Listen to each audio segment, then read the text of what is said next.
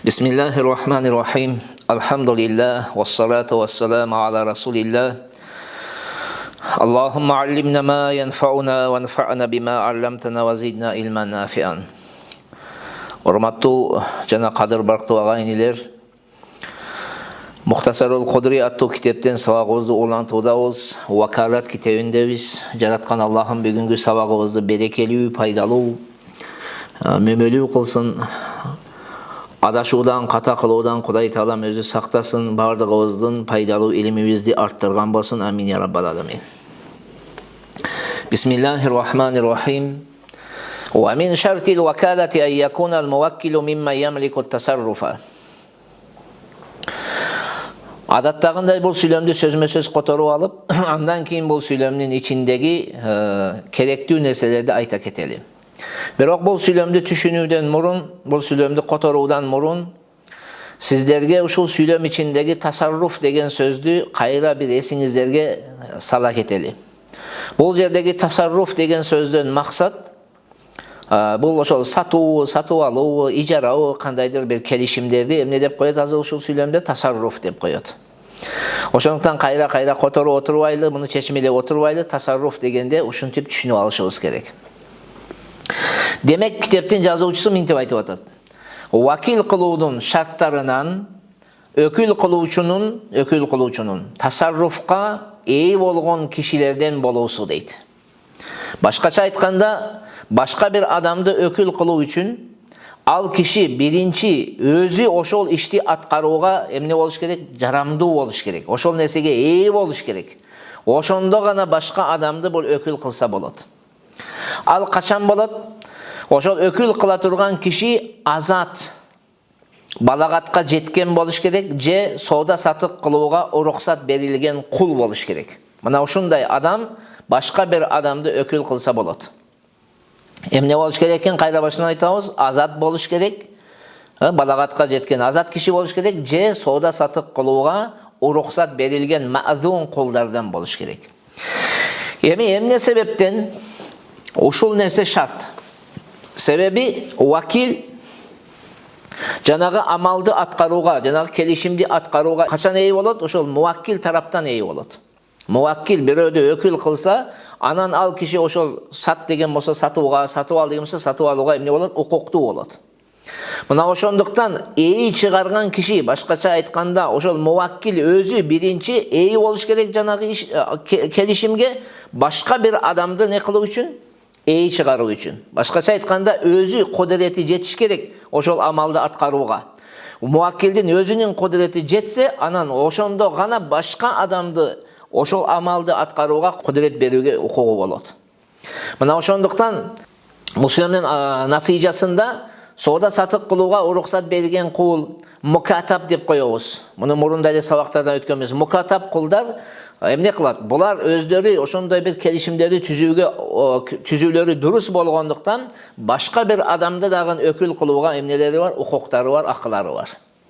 Бирок соода сатык кылуудан тыйылган кул, соода сатык кылуудан тыйылган жаш балдар эмне кыла албайт? Башка бир адамды өзүнүн ордуга эмне кыла алышпайт? Өкүл кыла алышпайт. Себеби алар өздөрү ал амалды, ал келишимди түзүүгө кудуреттери жетпейт, ага ээ эместер, алар башка бир адамды дагы ээ чыгарууга эмнелери жок, укуктары жок дейт. Сүйлөмдүн уландысында ваялзамухул ахкам деди. Карасаңыздар, биринчиси ошол тасарруфка ээ болсун. Ээ болуш керек, ошондой кишилерден болсун. Экинчиси, ошол муваккилдин мойнуга ошол келишимдин натыйжасында болгон нерселер милдет болуш керек. Лазым болуш керек. Аны өкүмдөр, анын укуктары, мисалыга акылары, укуктары жана эмнелери, ага жооптуулуктар, жоопкерчиликтер бардыгы ал кишинин мойнуга жүктөлө турган болуш керек дейт. Бирок мына ушул ваялзамухул ахкаму деген сөздө эки ыктымал бар. Эки ыктымалы бар. Себеби бул жердеги ошол ахкам деген сөздөн ошол белгилүү бир келишимдеги түзүлгөн келишимдин өкүмдөрү деши дагы мүмкүн, жеке джинсут тасарруф, жалпысынан эле ошол келишимдер деди. Бул соодага эле байланыштуу эмес, сатып алууга эле байланыштуу эмес, жалпысынан кандай бир келишим болбосун, ошол нерселер мойнуга жүктөлө турган, ошонун натыйжасында мойнуга жүктөлө турган адамдардан болсун деген мааниде. Эгерде биринчисини ала турган болсок, башкача айтканда ошол белгилүү бир тасарруф, белгилүү мисалы сат деген болсо ошо сатып ал деген болсо ошо сатып алуу өкүмдөрү деген мааниде колдонсок, эгер ушул жерге ялзамухул ахкаму өкүмдөр лазым болуш керек ага, милдет болуш керек ага деген. Ушуну ала турган болсок, бул эмнеден? Вакилден сактантып атат. Вакилден сактантып атат. Себеби, караңыздар. Себеби вакилге, мисалга вакилди мен вакил кылдым Айдар абаны. Мына ошол Айдар аба барып кандай келишим түзгөн болсо, анын жоопкерчилиги эмне болот? Укугу мага кайтат. Мага тиешелүү болот. Мага тиешелүү болот. Эгерде мага тиешелүү боло турган болсо, анда менин мойнума не? Ошол өкүмдөр милдет боло турган адамдардан болушум керек. Эгерде мен мойнума өкүмдөр жүктөлө турган адамдардан болбосом, анда мен башка адамды вакил кылууга эмнем жок, укугум жок болуп калат. Ошондуктан бул жерде ихтироз кимден болуп жатат? Вакилден сактантып айтып жатат. Эгерде ялзамухул ахкамды белгилүү бир келишимге өкүл кылынган болсо, ошол келишимге тиешелүү өкүмдөр муаккилдин мойнуга иреттелиши керек, ошонун мойнуга лазым болушу керек деп айта турган болсок, бул вакилден ихтироз болот. Анткени вакил ошол кылган амалында өкүмдөр анын мойнуга не болбойт? Лазым болбойт. Башкача айтканда, вакилдин мүлкүнө кирбейт ал. Эгер сатып алууга өкүл кылган болсом, ал вакилдин не болбойт? Мойнуга жүктөлбөйт. Ага вакил эй боло албайт. Жанагы вакил эгер сатып алууга өкүл кылган болсом, эй боло албайт жанагы сатып алган нерсеге. Себеби ал сатып алар менен мен вакил кылган болсом, мен мүлкүм өтүп кетет. Эгер сат деп өкүл кылган болсом, ал акчага эй боло албайт вакил. Ал акча кимдики? Муаккилдики болуп эсептелет. Мына ошондуктан бул жерде ихтироз кимден болот экен? Вакилден болот да, вакил башка адамды вакил кылууга укугу жок, уруксатсыз. Уруксатсыз вакил башка адамды вакил кыла албайт, себеби өкүмдөр ага не болбойт? Мойнуга милдет болбойт. Өкүмдөр кимге тиешелүү болот? Муаккилге болот. Ошондуктан вакилдин вакил кылуусу дурус эмес дейбиз.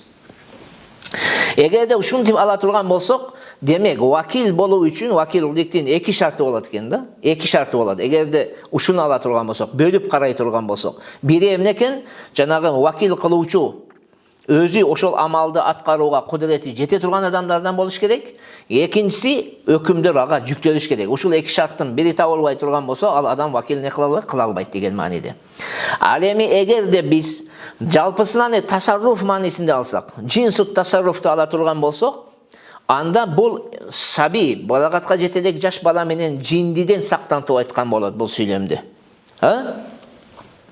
Баягы жалпысынан эле мимма ямлику тасарруфа ва ялзамухул ахкам экөө бир шарт болуп эсептелет. Бир шарт болот дагы, бул ихтироз саби, жаш бала, балагатка жете элек бала менен неден? Жиндиден ихтироз кылган болот. Себеби бул кишилерге өкүмдөр милдет болбойт, бул кишилер ошол нерсени аткарууга нелери жок, укуктары жок болот да, бул бир шарт болуп калат.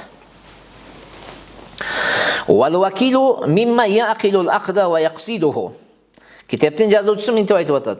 Жана ошол вакил кылуунун шарттарынан вакил болгон киши, өкүл болгон киши жанагы келишимге акылы жетсин, жана ошону аткарууну максат кылсын дейт. Караңыздар. Эки шарт коюп атат. Биринчиси яқилул ақда, акылы жетсин деди ошол келишимге. Вакил болуучунун келишимге акылы жетсин. Башкача айтканда, мен сатып алсам ушул мүлккө кирет, сатсам бул мүлктөн чыгат, жана аз алдануу менен көп алдануудун ортосунда ажырмасыга барышы керек. Бизнес сферасында ошол бул азыраак алдануу, бул көбүрөөк алдануу деп кыскасы, жанагы бааларды жакшы билиш керек деген сөз. Ошондой адамдардан болсун. Эмне үчүн бул шарт? Себеби вакил бул муаккилдин ордудан сүйлөй турган киши да. Мына ошондуктан ошол киши ошол сөзү өтө турган адамдардан болуш керек. Сөзү өтүмдүү адамдардан болуш керек. Мына ошондуктан соода саттыкка акылы жетпеген жаш баланын же жиндинин вакил болуусу не болот? Батыл болот. Мындай адамдарды вакил кылынбайт. Кичинекей жаш бала ал соода саттыкка акылы жетпейт. Сатсам мүлктөн чыгат, сатып алсам мүлктөн кирет. Анан жанагы соода саттыктагы алданууларга не болот? Акылы жетпей турган жаш балдардын жана жиндини өкүл кылуу экен батыл болот, туура эмес болуп калат. Экинчи шарты ваяқсидуху деди. Максат кылыш керек. Ошол ишти мен аткарам, мен вакил болом деп чечим чыгарыш керек. Бул эмнеден ихтирос сактантып атат бизди?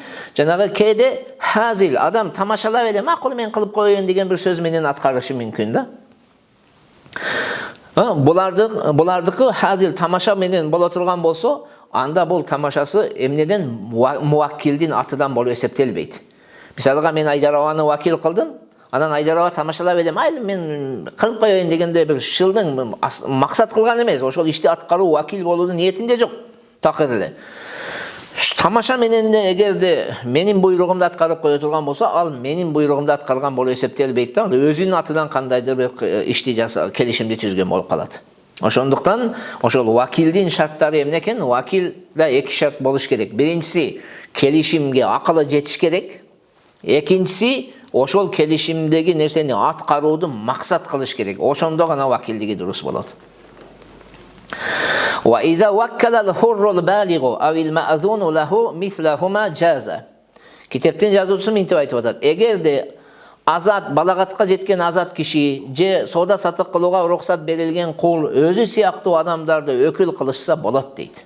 Башкача айтканда, муаккил өкүл кылуучу адам, ахли тасарруф, жана өзү келишимдерди түзө алыш керек да.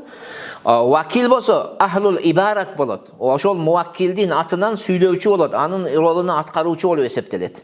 Анын ишин аткарыш керек. Эмне себептен өздөрү сыяктууду вакил кылууну шарт кылынды? Себеби эгерде өздөрү сыяктуу адамдарды вакил кыла турган болсо, ошондо келишимге тиешелүү укуктар кимге коюлат? Вакилге жооптуу болот. Вакил акчаны берет, вакил акчаны алат, ушундай нерселер кимге? Вакилге жүктөлөт. Ал эми эгерде өздөрүдөн төмөн болгон, өздөрү сыяктуу эмес, өздөрүдөн төмөн болгон адамдарды өкүл кылышса, анда анын укуктары кимге кайтат? Муаккил өзүнө тиешелүү болот, вакилге тиешелүү эмес болуп калат. Бул тууралуу төмөндө азыр кийинки сүйлөмдө келет. Ошондуктан кандайды кылыш керек экен? Мисалга хуррул балиг, балагатка жеткен адам, балагатка жеткен адам соода саттыкка уруксат берилген, балагатка жеткен кулду же соода саттыкка уруксат берилген кул балагатка жеткен азат адамды же өздөрүдөн төмөн эмес, өздөрүдөн жокору же өздөрүдөй болгон адамдарды өкүл кылса эмне экен? Болот дейт.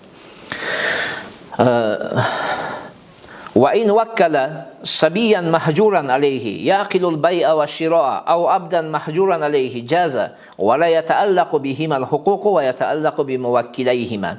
Китептин жазуучусу мынтип айтып атат.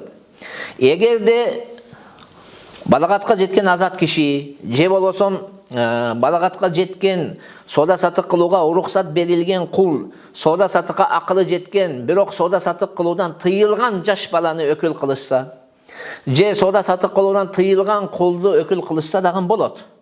Бирок ошол келишимге болгон жоопкерчиликтердин баардыгы акылар аласа береселер, кимге болот? Аларга тиешелүү болбойт. Ошол жаш бала менен жанагы соода саттык кылуудан тыйылган кулга тиешелүү болбойт. Алардын өкүл кылуучуларга тиешелүү болот. Эмне үчүн мындай? Себеби эмне үчүн буларды өкүл кылса болот? Буларды өкүл кылуу жакшы эмес, бирок болот. Өкүл кылсаңыз болот. Себеби жаш бала валисиден уруксаты менен эмне кылат? Кандайдыр бир келишимдерди түзсө болот. Сатса, сатып алса эмне болот? Өзүнүн мүлкүнү бирөөгө сатып алууга эмнеси бар? Укугу бар. Ошондуктан башканын мүлкүнү дагы сатууга эмнеси бар? Өкүл катарында сатып берүүгө укугу бар. Эми балагатка жеткен акылдуу кул дагы эле ушул сыяктуу. Өзүнүн кандайдыр бир тасарруфтарды аткарууга, өзүгө тиешелүү тасарруф аткарууга укугу бар. Мисал кала берсе, ошол кул өзүнүн аялына талак бергенге укугу бар. Же кандайдыр бир хаттар болгон болсо, ошол мойнуга алып, мен ушундай урулук кылдым эле, же болсо мен зина кылдым деген деп мойнуга алууга эмне болот. Ошондуктан аны башка адамдар дагы, аларды башка адам дагы өкүл кылса болот. Болгону айырмачылык эмнеде бул жерде? Айырмачылыгы өкүл кылууга болот, бирок жоопкерчиликтер муаккилдерге тиешелүү болуп калат. Булар жооптуу болбойт. Себеби буларга кайтып неме кыла албайсыз. Жанагы укуктарды талап кыла албайсыз. Башка бир адам өкүл кылдыбы балагатка жеткен адам, жаш баланы. Анда ошол бүт жоопкерчиликтер, ошол соодага тиешелүү нерселер кимге тиешелүү болуп калат? Муаккилге тиешелүү болуп калат. والعقود التي يعقدها الوكلاء على ضربين كل عقد يضيفه الوكيل إلى نفسه مثل البيع والإجارة فحقوق ذلك العقد تتعلق بالوكيل دون الموكل. Vakilder tüze turgan kelişimler iki türge bölünöt. İki türge bölünöt. Kaysıl bir kelişimdi vakil özünün nafsına taandık kılıp ayta turgan bolsa, misalga satуу, ijaraga berүү, munun hukuktары, buga tieşelүү maselelerin bardığı oşol kelişimge tieşelүү maselelerin bardığı vakilge kaytat, muvakkilge kaytpayt. Kiteptin жазуучусу бул сүйлөмдө ошол вакилдер аткара турган келишимдерди эки класска бөлүп атат, эки топко бөлүп атат. Бир келишим болот, аларды вакил кылыгы болгон киши өзүнүн нафсына таандык кылып айтат. Мен сатып алам, мен ижарага берем, мен сатам деп, бар го. Мындай келишимдердеги жоопкерчиликтердин бардыгы кимге ойт? Вакилге ойт, муаккилге эмес. Башкача айтканда ошол сатканда ошол немеге муштарига немени тапшырат, акчаны ошол кишиден алат. Ушундай нерселердин бардыгы эмне экен? Муаккилге тиешелүү болот. Эмне себептен vakilge kaytat. Emne sebep? Sebebi emne dese, sebebi vakil çında ve de kelişimdi vakil tüzüp atat. Kelişimdi baykasanız oşol vakil sattım, satıp aldım, oşonun aytkan sözü menen janagı kelişim tuura bol, durus bolup jatat da. Oşonda ele öküm jagынан dagы alıp karagan kezibizde vakil özünün muvakkilini taandık kılıp söylebeyt. Men palançının atынан sattım. Misalga Zayt meni ökül kılan oşonun atından sattım degen sözge muhtaçlık yok. Özünün sözü menen men sattım dep aytat da. Egerde bul kişi çön ele palançı kişinin sözünü жеткирүүчү gana bolgondo, anda bul kişi sözsüz türde aytış kerek ede. Men palançı kişinin atından satıp atam dep. Bирок bul жерде андай debeyt da, men satam, men satıp alam deyt. Oşonday bola turgan bolsa, men satam, men satıp alam dep aytıp, janagı muvakkilini taandık kılıp aytırgan bolsa, anda anın hukuktары oşol kelişimdegi bolgon kanday alasa beresiler olsa bardığı emnege tieşelүү bolup kalat? Muvakkildin özüne tieşelүү bolot. Emi karsanız muvakkilge tieşelүү emes dedi bu жерде. Dunal muvakkil degen sözdön alımlarыбыз dagы bir maseleni hükümünü çıkarışat da. Men misalga Aydarovаны vakil kıldım. Vakil kıldım, mına uşul menin telefonumda satınız dedim. Anan Aydarova aldı da anı Elnur Baykege sattı. Sattı, Elnur Bayke bu жерде muştari, satıp aluvçu. Anan Elnur Bayke ant içip atat. Vallah men Taciddin'den qarzdar emesmin deydi. Qarzdar emesmin dese, uşul жерде antı buzulbaydı. Özünün antında bol çın bolup eseptelet. Men hiç nese alasam beresem yok. Hiç nese Taciddin'e beresem yok dese antı ne olur? Çın bolup eseptelet de antı buzulbaydı. Nege sebebi janagı kelişimdegi büt bardık meseleler kimge tieşelүү bolup kaldı bol жерде? Vakilge tieşelүү boldu, muvakkilge tieşelүү emes. Emi egerde mıntivatisi mende vallah men Aydardan qarzdar emesmin dep vakildi atını atasa, anda antı buzulgan bolup eseptelet. Sebebi bul Aydardan satıp algandan Aydarga janagı tawardын akçaсын emne kılış kerek ede? Beriş kerek ede. Uşul maseleni uşul жерден kelip çıkarışat alımlarыбыз. فَيُسَلِّمُ الْمَبِيعَ وَيَقْبِضُ الثَّمَنَ وَيُطَالَبُ بِالثَّمَنِ إِذَا اشْتَرَى وَيَقْبِضُ الْمَبِيعَ وَيُخَاصِمُ فِي الْعَيْبِ وَيُخَاصَمُ dep dagın okulat uşul жерде. Kiteptin жазуучусу мынтип айтат. Эгерде vakil бүт жоопкерчиликтер vakilge тиешелүү боло турган болсо, анда ошол сатууга vakil кылынган болсо, товарды эмне кылат? Сатып алуучуга тапшырат. Андан акчаны алат. Эгерде сатып алууга өкүл кылынган болсо, акчаны саткан киши именно vakilден талап кылат. Жана ошол эгерде сатып алууга өкүл кылган болсо, жанагы баратта товарды ошол сатуучунун колунан, кардар катарында сатуучунун колунан алышы керек болот. Эгерде ошол товарда кандайдыр бир кемчиликтер чыга турган болсо, саткан болсо, Андан жана сатып алган адам доо кылат. Эгер сатуучу боло турган сатып алган болсо, анда бул өзү барып саткан адамдан эмне кылат? Доо кылат деп жатат. Эмне үчүн мындай? Себеби бул жердеги аталган биз жокоруда аталган нерселердин бардыгы бул укуктар. Ошол келишимдерде болгон сатып алууга болгон келишимдерге тиешелүү укуктар болот. Ошон үчүн акчаны берет, алат. Эми бул жерде мүлк кимге өтөт? Мүлк дароо ошол вакил, алдын ала бирөөдү вакил кылгандыктан, ошол алдын ала болгон вакилдик менен дароо муваккилдин мүлкүгө өтөт. Сатып алдыбы, дароо ал муваккилдин мүлкү болот. Ушул жерде дароо андан орун басар болгондуктан өтөт да муваккилге. Ушул мааниси кандай деп түшүнсөк, биринчи дейт, ошол мүлк муваккил вакилден орун басар болгондуктан, алдын ала вакил кылгандыгы менен дароо кайда өтүп кетет экен мүлк? Муваккилдин мүлкүнө өтүп кетет. Биринчи вакилдин мүлкүнө бир кирет, шар каяка өтүп кетти? Муваккилдин мүлкүнө өтөт. Мына ошондуктан эгерде вакил кандайдыр өзүнүн бир жакын махрам тууганын сатып ала турган болсо, ал азат болбойт. Себеби мүлк каяка өтүп кетет? Мүлк дароо кимге өтүп кетти? Шар муваккилге өтүп кетти. Эгерде вакилде мүлкүндө калып кеткенде, анда жакын тууганын сатып алуу менен ал азат болуш керек эди. Же болбосо, эгерде аялını сатып ала турган болсо, никеси бузулуп кетиш керек эле. Бирок бул жерде никеси дагы не болбойт, бузулбайт, себеби бул да шар мүлк кимге өтүп кетти? Муваккилге өтүп кетти. Wa kullu aqdin yudhifuhu ila muwakkilihi kan-nikahi wal-khul'i was-sulhi an damil 'amdi fa inna huquqahu tata'allaqu bil muwakkili duna al-wakili. Fala yutalabu wakilu az-zawji bis-sadaq wa la yalzamu wakila al-mar'ati taslimuha. Kiteptin жазуучусу мынтип айтат. Кайсыл келишимди вакил өкүлгө таандык кылып келишим түзө турган болсо, мисалга нике, хул жана атайын өлтүргөндүктөн жарашуу, булардын бардыгынын укугу муваккилге тиешелүү болот, вакилге тиешеси жок дейт. Мына ошондуктан эркек киши эгер нике темасында бирөөдү вакил кылып, бирөөдүн вакилдиги менен нике кыйган болсо, ошол кишиден дагы махыр талап кылынбайт. Жана аялдын атынан вакил болуп, аялдын нафсын тапшырган кишиге ошол аялды алып келип, бул күйөөнү тапшырып берүү эмне болбойт? Милдет болбойт дейт. Караңыздар, бул жерде китептин жазуучусу жокоруда айткан эки түр келишимдин экинчи түрүнө токтолду. Кандай келишимдерди адам баласы өзүнө таандык кылып айта албайт, муваккилге таандык кылууга муктаж боло турган болсо, мисалга нике деген, никени кыюуда. Айталы, Зайд деген киши, Бакыр деген кишини эмне кылды? Никеде менин вакилим болгонда менин ордумдан кабыл кылгын деди. Мына ушул жерде барып Бакыр эмне кылыш керек? Бакыр барып жана кабыл кылган кезде мен паланчынын атынан кабыл кылдым деген сөздү айтыш керек. Паланчы мени өкүл кылды, мен ошонун атынан кабыл кылдым деп айтыш керек болот. Эгерде антип айтпай, жөн эле барып туруп, мен кабыл кылдым деп койсо, бул өзүнө нике кыйган болуп калат. Мындай туура эмес болот. Ошон үчүн бул келишимдерде кимге таандык кылып айтылат экен? Муваккилге, өкүл кылуучуга таандык кылып айтат. Никеде хул дегенди талак китебинде Кудай буйрса өтөбүз муну.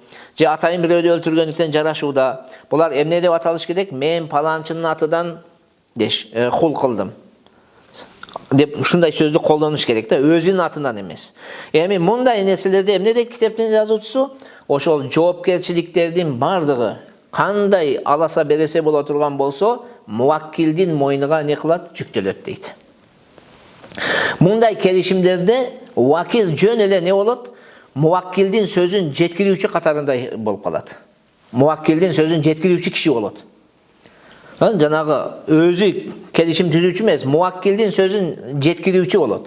Ошондуктан мындай келишимдерди түзгөн кезде муваккилге таандык кылып айтыш керек. Өзүнө таандык кылып айта турган болсо, кайра айтабыз, нике не болбойт? Муваккилдин атынан болбой, өзүнүн атынан болуп калат, мисалга да.